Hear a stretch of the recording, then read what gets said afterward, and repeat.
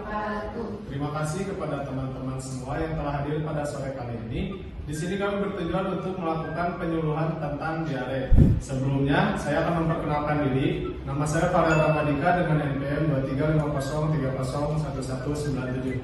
Saya Nabila Syarika dengan NPM 235030179. Perkenalkan, saya Lestari Sultami dengan NPM 2350301204. Perkenalkan, nama saya Ratu Putri Viola dengan NPM 2350301191. Saya Mucaya Nia dengan NPM 2350301178. Sebelum ke materi, saya akan membagikan poster untuk memudahkan pemahaman mengenai materi diare.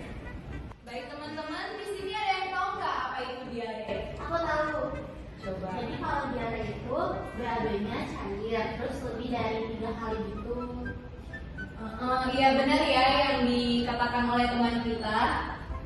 Jadi diare itu adalah suatu kondisi ketika pengidapnya buang air besar encer atau berair yang terjadi lebih dari 3 kali dalam sehari.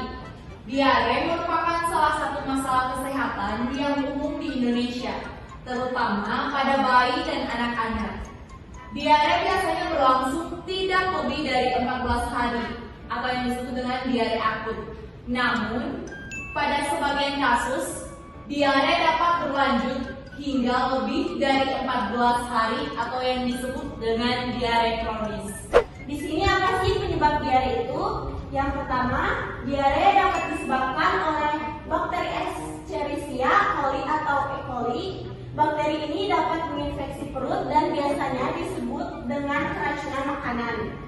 Penularan infeksi bakteri ini disebabkan oleh konsumsi makanan yang tidak dimasak atau tidak matang. Kemudian yang kedua ada intoleransi atau sensitivitas terhadap makanan seperti laktosa dan fruktosa. Kemudian yang ketiga, efek samping dari obat-obat tertentu seperti antibiotik atau obat kanker dan antisida yang mengandung magnesium. Kemudian yang keempat, kondisi pencernaan kronis. Penyakit seperti Crohn, colitis ulcerativa, dan sindrom iritasi usus atau IBS yang sering menyebabkan diare. Selanjutnya di sini ada gejala dari diare. Yang pertama itu ada fase cair atau lembek. Jadi ketika kalian mengalami diare itu, BAB kalian tidak seperti biasanya kalian buang air besar pada pagi hari. Dan misalnya kalian mengalami gejala diare, kalian itu BAB-nya akan menjadi cair atau lembek. Dan yang kedua ada mual dan muntah. Ketika kalian mengalami diare, kalian tuh akan sering mual dan merasa ingin muntah.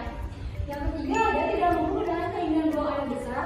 Kalian tuh kayak sering banget mau buang air besar yang keempatnya, lemas dan sering pusing. Ketika kalian mengalami gejala diare itu, kalian sering mengalami lemas, pusing, kayak dikit-dikit lemas atau pusing kayak gitu.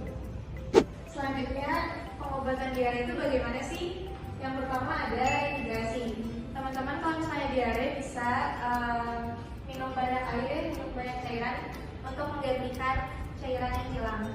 Yang kedua ada diet. Teman-teman bisa makan makanan yang mudah dicerna, yang lembut seperti bubur atau pisang untuk membantu proses pemulihan. Yang ketiga ada obat-obatan. Obat-obatan seperti obat anti diare dapat digunakan untuk mengurangi frekuensi buang air besar, tapi harus digunakan sesuai dengan anjuran dokter. Dan yang terakhir ada probiotik. Apa sih probiotik? Probiotik itu merupakan bakteri baik yang dapat membantu dalam memulihkan keseimbangan mikroflora usus yang mungkin terganggu selama diare. Kemudian di sini ada pencegahan diare. Yang pertama yaitu rajin mencuci tangan dengan sabun dan air yang mengalir, terutama sebelum kalian makan dan sesudah menggunakan toilet. Kemudian yang kedua yaitu mencuci buah dan sayur serta mengolah makanan seperti daging sampai benar-benar matang. Kemudian yang kedua, hindari faktor pemicu jika memiliki intoleransi terhadap makanan tertentu seperti susu dan hindari konsumsi makanan tersebut. Kemudian yang terakhir yaitu minum air yang bersih dan aman. Jika tidak yakin tentang kualitas air tersebut, maka lebih baik meminum air kemasan atau mendidihkan air sebelum minum. Ya, jadi kalian harus mengenali gejala dan tahu kapan harus mencari bantuan medis adalah kunci dalam penanganan. penanganan diare secara efektif ya. Selain itu, pencegahan melalui praktik kebersihan yang baik dan kehati-hatian dalam pemilihan makanan dan minuman adalah langkah penting dalam mengurangi resiko diare. Ya, jadi materi yang telah kita sampaikan, apakah ada yang ingin bertanya? Ya, silakan. Kalau kita diare, apa yang sudah dokter? Nah, diare berkepanjangan ini atau sangat parah dapat menyebabkan dehidrasi. Tanda-tanda dehidrasi itu apa aja sih? Yang pertama ada mulut kering, kelelahan, selanjutnya pengurangan produksi urin, dan pusing. Kalau tanda-tanda yang tadi telah dijelaskan, teman-teman bisa cari perawatan medis segera. Selanjutnya, jika diare disertai dengan demam tinggi, darah dalam feses, atau jika berlangsung lebih dari beberapa hari tanpa ada tanda-tanda membaik, sebaiknya konsultasikan dengan dokter. Ya, karena materi sekarang sudah selesai, di sini kita akan mengadakan kuis ya. Buat yang bisa jawab kuis dari kita, bakal saya kasih hadiah deh. Apresiasi lagi. Ya, itu dia. Apa soalnya? Di sini aku mau bertanya, dari kalian ada yang bisa menyebutkan kembali apa bakteri penyebab dari diare? Silakan. Bakteri E. coli. Benar. Nice. Nih, Apresiasi. yang mana? Yang Iya, tiga. jadi. Ada satu lagi ya buat pertanyaannya dari pilihan kita tadi, ada yang tahu nggak sih gejala diare itu apa aja? Aku boleh apa aja? Yang pertama fases cair atau lembek, kedua mual dan muntah, tidak mampu menahan keinginan buang air besar, lemas dan pusing, merasa haus terus menerus atau dehidrasi, yang terakhir demam. Ih, keren.